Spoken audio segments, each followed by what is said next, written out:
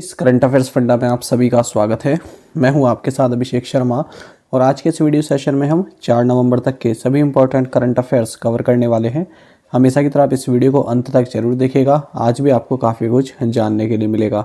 साथ ही गाइस, इस सेशन को शुरू करने से पहले आप सभी को बताना चाहूँगा, यदि आप हमारे daily current affairs PDF, weekly PDF और मंथली पीडीएफ चाहते हैं तो इस वीडियो के फर्स्ट कमेंट में या फिर डिस्क्रिप्शन में दिए गए लिंक पर क्लिक करके पा सकते हैं। आपको बता दें, इस पीडीएफ कोर्स में आपको हमारे daily, weekly, monthly current affairs PDF मिलते हैं। साथ ही हर एक महीने के बैंकिंग अवेयरनेस पीडीएफ भी प्रोवाइड कराई जाती है। तो यदि आप आज यानी कि नवंबर के महीने में इसको बाय करते हैं तो अगले एक साल के लिए यानी कि नवंबर 2023 तक के लिए आपका ये पीडीएफ कोर्स वैलिड रहेगा। हर एक एग्ज़ाम के लिए यूज़फुल है और आपको बता दें, आप इसको डाउनलोड कर सकते हैं और प्रिंट आउट भी निकलवा सकते हैं। यदि आप मोबाइल से यूज़ करना चाहें, मोबाइल से यूज़ कर सकते हैं हमारी करंट अफेयर्स फंडा ऐप से, या फिर अगर आप लैपटॉप है आपके पास, लैपटॉप से भी आप इसको वेब एक्सेस कर सकते हैं। तो कोई भी अगर आपका डाउट है हमारे इस पीडीएफ कोर्स संबंधित तो कमेंट बॉक्स में ज़रूर लिखिए, लिंक आपको वीडियो के डिस्क्रिप्शन में मिल जाएगा। तो इस आज के सेशन की शुरुआत इस क्वेश्चन के साथ करेंगे। What amount will Twitter now charge per month to verify users accounts? उपयोगकर्ताओं के खातों को सत्यापित करने के लिए ट्विटर अब प्रति माह कितनी राशि लेगा? ऑप्शंस आपके सामने हैं, $6, $8, $20 या फिर $2.5। तो जल्दी से आंसर कर दीजिए, फिर आगे बढ़ेंगे।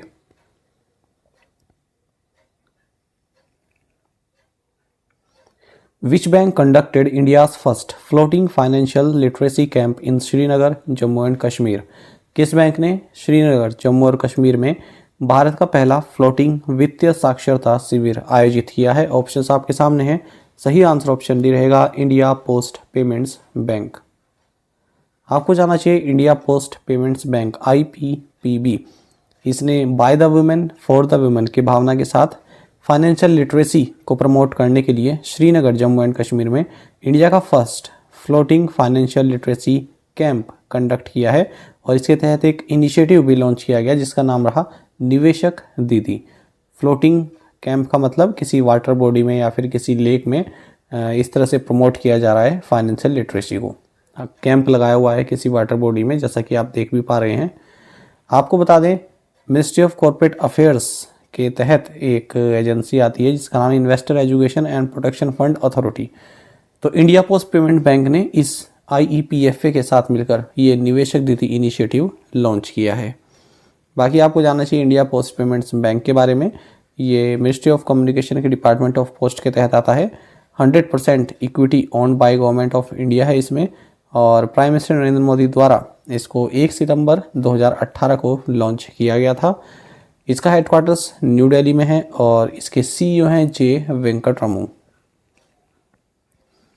15th urban mobility India UMI conference and expo 2022 held in which city?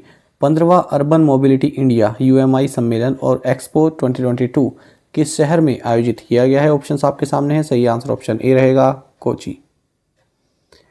तो union minister of housing and urban affairs Hardeep Singh Puri और केरल के चीफ मिनिस्टर पिनराई विजयन, इन्होंने मिलकर 15th urban mobility India conference and expo 2022 को इनोग्रेट किया है कोची, केरल में।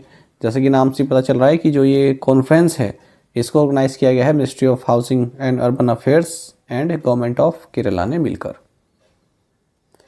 Draupadi Murmu, the President of India, inaugurated the campus of Indian Institute of Mass Communication, Northeast, in which university? Bharat की राष्ट्रपति द्रौपदी मुर्मू ने किस विश्वविद्यालय में भारतीय जनसंचार संस्थान उत्तर पूर्व के परिसर का उद्घाटन किया? ऑप्शंस आपके सामने हैं। सही आंसर ऑप्शन डी रहेगा, मिजोरम यूनिवर्सिटी। तो आपको जानना चाहिए, श्रीमती द्रौपदी मुर्मू जो कि हमारी प्रेसिडेंट हैं, इन्होंने हाल ही में मिजोरम का दौरा किया और मिजोरम यूनिवर्सिटी में इन्होंने Indian institute of mass communication यानी कि IIMC का जो नॉर्थ ईस्ट कैंपस है इसको मिजोरम यूनिवर्सिटी में इन्होंने इनोग्रेट किया है। आपको बता दें, जो IIMC है ये एक ऑटोनोमस इंस्टीट्यूशन है under the ministry of I&B। Chief election commissioner of India along with election commissioner inaugurate a 2-day international conference on the theme role framework and capacity of election management bodies. तो यहाँ पर आपको नाम बताने हैं, जो आपको डैश दिख रहे हैं इनमें क्या क्या नाम आएंगे। तो भारत के मुख्य चुनाव आयुक्त राजीव कुमार ने चुनाव आयुक्त अनूप चंद्र पांडे के साथ चुनाव प्रबंधन निकायों की भूमिका, रूपरेखा और क्षमता विषय पर 2 दिवसीय अंतर्राष्ट्रीय सम्मेलन का उद्घाटन किया। तो इस तरह से हमारा सही आंसर ऑप्शन सी रहेगा। तो आपको जानना चाहिए chief election commissioner of India Rajiv Kumar ने हमारे जो इलेक्शन कमिश्नर हैं अनूप चंद्र पांडे, इनके साथ मिलकर एक 2 दिन की इंटरनेशनल कॉन्फ्रेंस को इनोग्रेट किया है, जिसका थीम रहा role, framework and capacity of election management bodies. ये जो कॉन्फ्रेंस है इसको इलेक्शन कमिश्नर ऑफ इंडिया ने न्यू दिल्ली में ऑर्गेनाइज किया है। आपको बता दें दिसंबर 2021 में एक समिट फॉर डेमोक्रेसी हुई थी। तो यहीं पर कई सारे जो इलेक्शन कमीशन हैं अलग अलग देश के वो शामिल हुए थे। तो इसी के तहत, इसी को ध्यान में रखते हुए ये कॉन्फ्रेंस अब आयोजित की गई है न्यू दिल्ली में। The 21st meeting of SCO Council of Heads of Government was held on 1st November 2022. Who among the following represented India in the meeting? सरकार के प्रमुखों की SCO परिषद की 21वीं बैठक 1 नवंबर 2022 को आयोजित की गई थी। निम्नलिखित में से किसने बैठक में भारत का प्रतिनिधित्व किया था? ऑप्शंस आपके सामने है। सही आंसर ऑप्शन बी है एस जयशंकर। तो आपको जानना चाहिए SCO council of heads of government की 21st मीटिंग 1 नवंबर 2022 को हुई और वर्चुअली ये मीटिंग हुई है। इसमें हमारे जो एक्सटर्नल अफेयर्स मिनिस्टर हैं डॉक्टर एस जयशंकर, इन्होंने भारत को रिप्रेजेंट किया है इस मीटिंग में। अच्छा, ये जो मीटिंग है ये SCO member states, observer states, secretary general of the SCO, executive director of the SCO, regional anti terrorist structure, इन सभी के द्वारा इसमें अटेंड किया गया इस मीटिंग को। The 6th high level dialogue on migration and mobility between India and the European Union held in which city? Bharat और यूरोपीय संघ के बीच प्रवासन और गतिशीलता पर 6ठा उच्च स्तरीय संवाद किस शहर में आयोजित किया गया? महत्वपूर्ण क्वेश्चन है। सही आंसर ऑप्शन सी रहेगा ब्रुसेल्स। तो आपको जानना चाहिए ब्रुसेल्स बेल्जियम में इंडिया और यूरोपियन यूनियन के बीच 6th high level dialogue on migration and mobility आयोजित किया गया है। तो इसमें safe, orderly and regular migration से संबंधित इशू पर चर्चा की गई है। आपको जानना चाहिए भारत की ओर से जो consular, passport and visa and overseas Indian affairs हैं, डॉक्टर औसफ सैयद सेक्रेटरी हैं ये, इन्होंने भारत की ओर से इसमें पार्टिसिपेट किया है। ये आपको बता दें ये 6th एडिशन है और जो इस मीटिंग का 5th एडिशन हुआ था 2019 में हुआ था न्यू दिल्ली में। अच्छा, इससे पहले कि आगे बढ़े मैं आपको बता दूं बैंकिंग अवेयरनेस से संबंधित मैं आपके साथ एक शॉर्ट कुछ इमेजेस शेयर करता हूं टेलीग्राम पर, जो आपके लिए काफ़ी हेल्पफुल हो सकती है। जैसे कि मैंने ये हाल ही में शेयर किया बैंकिंग अवेयरनेस RTGS सिस्टम के बारे में कुछ पॉइंट्स में आपको पूरी जानकारी दी है। तो ये टेलीग्राम पर मैं शेयर कर रहा हूँ। अब बैंकिंग अवेयरनेस से संबंधित काफ़ी टॉपिक्स कवर करूँगा, तो आप टेलीग्राम पर हमें ज्वाइन जरूर कर लीजिएगा। करंट अफेयर्स फंडा नाम से आप देखेंगे तो 20,075 सब्सक्राइबर वाला एक चैनल आपको मिल जाएगा। वही हमारा चैनल है, सिंपली सर्च कीजिएगा करंट अफेयर्स फंडा। तो ये आपको जब आपका एग्ज़ाम आता है ना तो उस वक्त आपको काफ़ी हेल्पफुल रहेंगे। एक तरह के नोट्स हैं ये, शॉर्ट नोट्स। तो ज़रूर आप टेलीग्राम चैनल हमारा ज्वाइन कर लीजिएगा। What was the theme for Open Access Week 2022 celebrated from October 24th to 30? 24 से 30 अक्टूबर तक मनाए जाने वाले ओपन एक्सेस वीक 2022 का विषय क्या था? ऑप्शन आपके सामने है। सही आंसर ऑप्शन सी है, ओपन फॉर क्लाइमेट जस्टिस। तो देखिए इंटरनेशनल ओपन एक्सेस वीक ये वर्ल्ड वाइड सेलिब्रेट किया जाता है और कब किया जाता है? अक्टूबर के लास्ट वीक में, 24 से 30 अक्टूबर के बीच में। तो इस बार ओपन फॉर क्लाइमेट जस्टिस इसका थीम रहा है।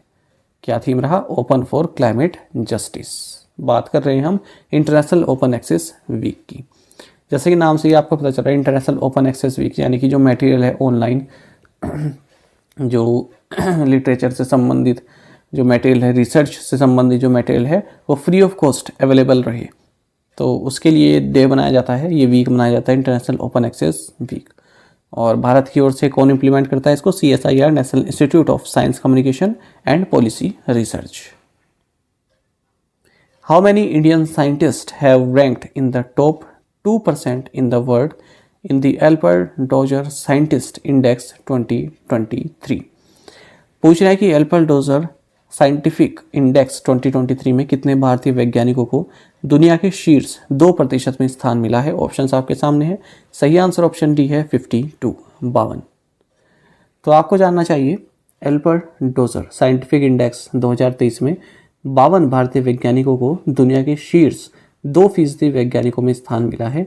एक देश के रूप में भारत शीर्ष 2% वैज्ञानिकों की सूची में 21वें स्थान पर है। दुनिया के शीर्ष वैज्ञानिकों में 4,935 नामों के साथ संयुक्त राज्य अमेरिका सबसे आगे है। कुल मिलाकर 216 देशों के वैज्ञानिकों को ओवरऑल रैंकिंग में सूचीबद्ध किया गया है और इसमें 50,245 भारतीय वैज्ञानिक हैं। आपको जानना चाहिए Punjab university professor JB Singh, Bharat की ओर से टॉप साइंटिस्ट इनको चुना गया है। इनकी रैंक वर्ल्ड में 124 है। इस इंडेक्स की अगर हम बात करें तो हार्वर्ड यूनिवर्सिटी में सबसे ज़्यादा जो है साइंटिस्ट हैं। यदि हम वर्ल्ड के टॉप 2% साइंटिस्ट की बात करें तो हार्वर्ड यूनिवर्सिटी में है 576 जो इस लिस्ट में नामित है। उसके बाद स्टैनफोर्ड यूनिवर्सिटी है 377 साइंटिस्ट के साथ। तीसरे नंबर पर है ऑक्सफोर्ड यूनिवर्सिटी 252 साइंटिस्ट के साथ। Which Indian grand master won the Asian continental chess championship title in the open section. किस भारतीय ग्रैंड मास्टर ने ओपन सेक्शन में एशियाई महाद्वीपीय शतरंज चैंपियनशिप का खिताब जीता है। ऑप्शंस आपके सामने है। सही आंसर ऑप्शन बी रहेगा आर प्रज्ञानंदा। तो इंडियन ग्रैंड मास्टर है आर प्रज्ञानंदा, इन्होंने और PV नंदिता, इन दोनों ने ही एशियन कॉन्टिनेंटल चेस चैंपियनशिप जीत ली है। न्यू दिल्ली में हुई है। अलग अलग कैटेगरी में। आर प्रज्ञानंदा ने तो ओपन सेक्शन कैटेगरी में और PV नंदिता ने विमेंस सेक्शन में ये चैंपियनशिप जीती है। Name the second module recently launched by China for its space station. हाल ही में चीन द्वारा अपने अंतरिक्ष स्टेशन के लिए लॉन्च किए गए दूसरे मॉड्यूल का नाम बताएं। ऑप्शंस आपके सामने है। सही आंसर ऑप्शन सी रहेगा मैंगटियन। तो देखिए चाइना ने अपना जो स्पेस स्टेशन बना रहा है, जो परमानेंट स्पेस स्टेशन बना रहा है, उसका फाइनल कंपोनेंट लॉन्च कर दिया है और इसका नाम क्या है, मैंगटियन मॉड्यूल। तो आपको इस बारे में और डिटेल में जानना चाहिए। मैंगटियन का मतलब है ड्रीमिंग ऑफ द हेवन। तो इसको लॉन्ग मार्च 5P Y4 कैरियर रॉकेट से सेंड किया गया है। अच्छा, कोर मॉड्यूल का नाम क्या है, तियाने, जो आप देख रहे हैं ना यहाँ पर तियाने, ये है इसका कोर मॉड्यूल। अब इस कोर मॉड्यूल के साथ जब ये बाकी के दो मॉड्यूल हैं, एक तो मैंगटियन और एक दूसरा है वेंटियन, ये दोनों जब मिल जाएंगे तो एक टी शेप्ड स्ट्रक्चर बना देंगे इस स्पेस स्टेशन का। तो आपको देखो कुछ टर्म्स याद रखनी है। देखो मैं आपको बता देता हूँ, शुरू के 3 पैराग्राफ्स में देखिएगा। सबसे पहले तो आप ये देखिए कोर जो स्पेस स्टेशन है इसका नाम है तियांगोंग, फिर इसमें कोर मॉड्यूल इसका नाम है तियाने, और फिर इसके साथ ही 2 मॉड्यूल और हैं। एक का नाम है वेंटियन जो कि जुलाई में लॉन्च किया गया था, दूसरा मॉड्यूल है मैंगटियन जो कि अब लॉन्च किया गया है। जो चाइना का स्पेस स्टेशन है तियांगोंग, इसका मतलब होता है पैलेस इन द स्काई। साथ ही आपको बता दें जो ये मैंगटियन मॉड्यूल है ये वर्ल्ड का first space based set of cold atomic clock भी अपने साथ कैरी कर रहा है, जिसमें कि हाइड्रोजन क्लॉक, रुबीडियम क्लॉक और ऑप्टिकल क्लॉक शामिल हैं। Who was honored with the 2022 Asia game changer award in New York. New York में 2022 एशिया गेम चेंजर अवार्ड से किसे सम्मानित किया गया। ऑप्शंस आपके सामने है। सही आंसर ऑप्शन सी है अरुणभा घोष। तो डॉक्टर अरुणभा घोष जो कि international recognized public policy expert है और council on energy environment and water CEEW के CEO हैं। इनको 2022 एशिया गेम चेंजर अवार्ड से सम्मानित किया गया है न्यूयॉर्क में।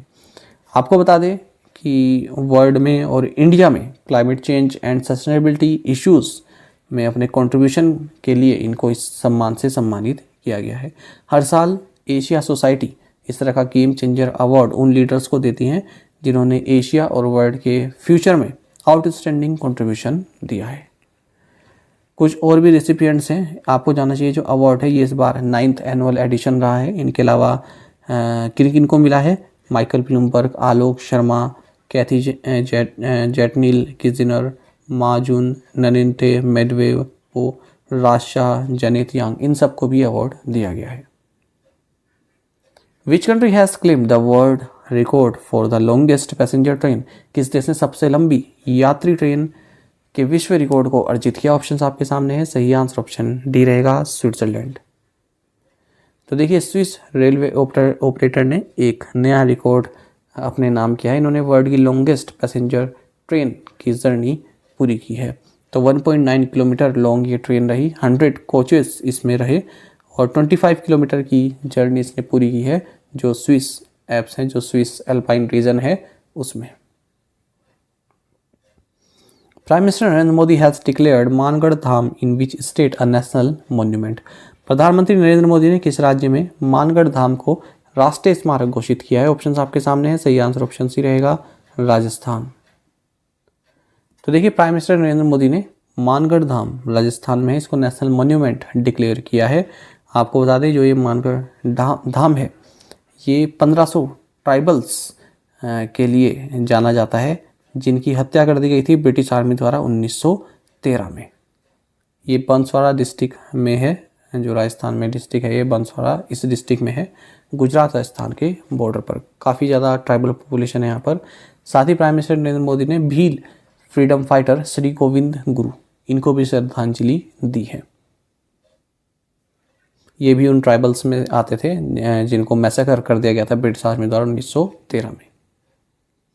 Which country has launched demining training project in Ukraine? किस देश ने यूक्रेन में डीमाइनिंग प्रशिक्षण प्रोजेक्ट शुरू किया है? ऑप्शन आपके सामने है, सही आंसर ऑप्शन ए है, यूएस।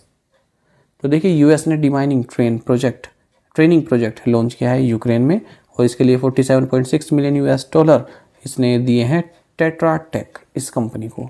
आपको बता दीजिए, जो टेट्रा टेक है ये यूक्रेन की जो गवर्नमेंट है उसकी कैपेसिटी को बढ़ाएगा कि वो जो लैंड माइन्स है उनको लोकेट कर सके, उनको रिमूव कर सके और कई तरह की इस तरह की एक्सप्लोजिव डिवाइसेस हैं किस तरह से उनको निष्क्रिय बनाया जा सके, इस बारे में ट्रेनिंग देगा। One health joint plan of action launched to address health threats to humans, animals, plants and environment for which time frame? मनुष्यों, जानवरों, पौधों और पर्यावरण के लिए स्वास्थ्य खतरों को दूर करने के लिए किस समय सीमा के लिए एक स्वास्थ्य संयुक्त कार्य योजना शुरू की गई है? ऑप्शन आपके सामने है, सही आंसर ऑप्शन डी रहेगा, 2022-2026। आपको जानना चाहिए, one health joint plan of action इसको लॉन्च किया गया है 4 एजेंसीज के द्वारा। एक तो है food and agriculture organization of the United Nations FAO, United Nations environment programme UNEP, world health organization WHO and world organization for animal health WOAH, इनके द्वारा लॉन्च किया गया है। आपको बता दें, इसका जो मकसद है वो ये है कि जैसे अभी हमने देखा कि कोविड-19 आया, ठीक है, एक तरह की हेल्थ थ्रेट ये रही और कुछ भी नहीं मालूम था किस तरह से इससे निपटा जाए, कोई प्रेडिक्शन नहीं थी किस तरह से इसको डिटेक्ट किया जाए, किस तरह से रिस्पॉन्स किया जाए। तो आने वाले समय में कोई इस तरह की यदि कोई बीमारी आती है, ठीक है, तो उससे कोई इस तरह का हेल्थ हैजार्ड आता है, कोई हेल्थ थ्रेट आती है, तो कैसे निपटा जाए, कैसे प्रिवेंट किया जाए, कैसे प्रेडिक्ट किया जाए, कैसे डिटेक्ट किया जाए, कैसे रिस्पॉन्ड किया जाए, उसी बारे में यहाँ पर प्लान बनाया गया है। तो 5 ईयर प्लान है 2022-2026 के लिए और ये 6 एरिया में जो है 6 एरिया इसमें कवर किए गए हैं।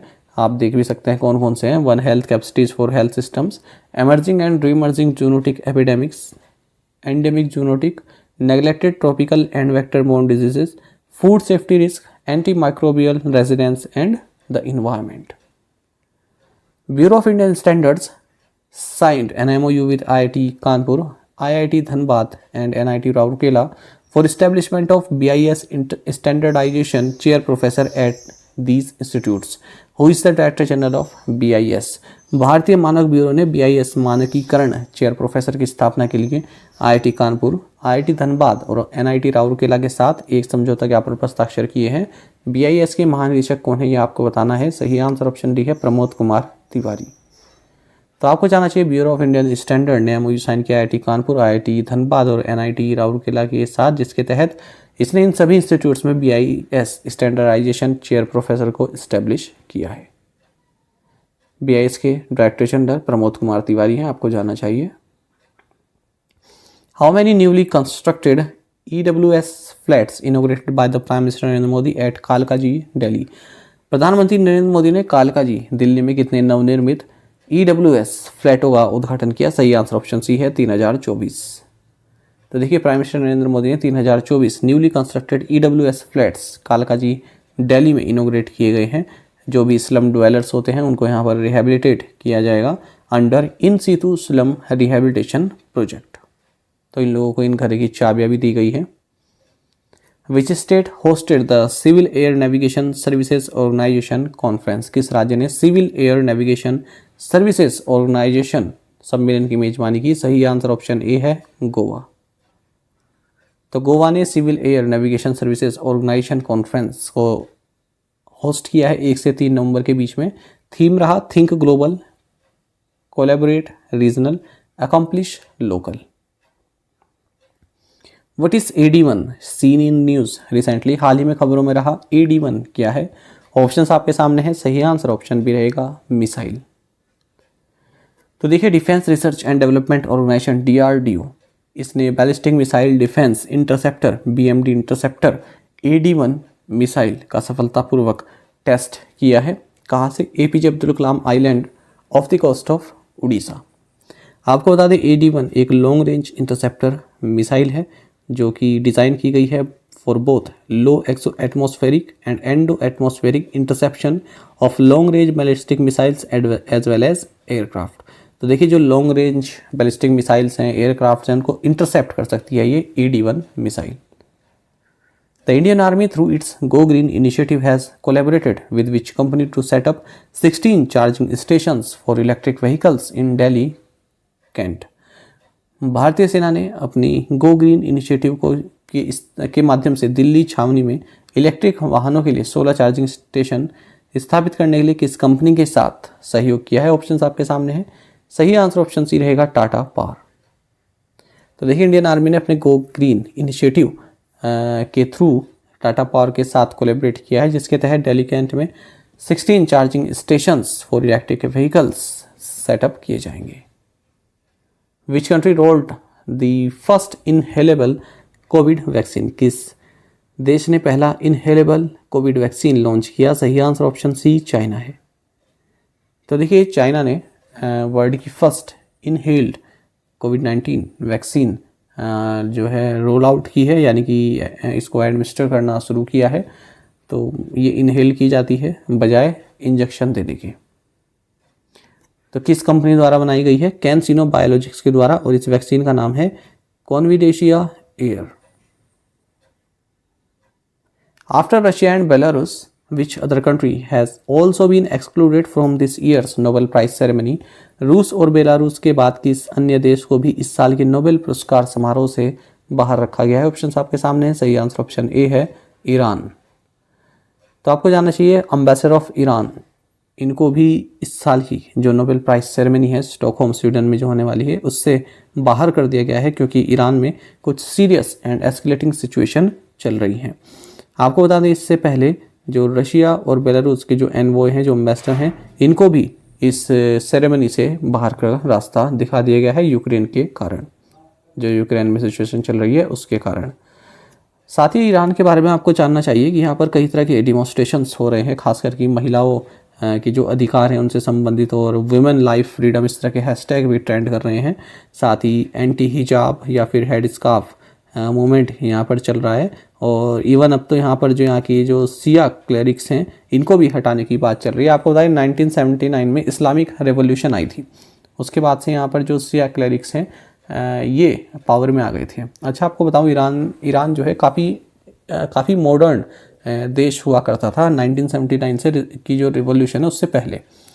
तो यहाँ के जो शासक हुआ करते थे वो काफ़ी मतलब ओपन माइंड के थे। यदि हम महिलाओं के बारे में बात करें, ऑप्रेसिव तो वो भी थे, मतलब तानाशाही तो भी करते थे, लेकिन अगर आप 1979 से पहले महिलाओं की स्थिति देखें तो आप ये कहेंगे कि ईरान जो है कोई वेस्टर्न कंट्री है, जैसे यूरोपियन कंट्रीज है ना, लंदन है, या फिर आप अमेरिका की कंट्रीज़ कह सकते हैं, ठीक है। तो इस तरह से वुमेन रहती थी, काफ़ी ओपन थे, उनकी ड्रेसिंग सेंस भी अगर आप देखें तो यूरोपियन कंट्रीज जैसी थी, जैसे स्कर्ट पहन ली या फिर शॉर्ट ड्रेसेस, जो भी पहनना चाहे वो पहन सकती थी, जैसा घूमना चाहे घूम सकती थी, अकेली जा सकती थी कहीं पर भी, तो पूरी फ्रीडम थी। लेकिन 1979 की जो रिवोल्यूशन है उसके बाद काफ़ी सारी बंदिशें उनके ऊपर लग गई।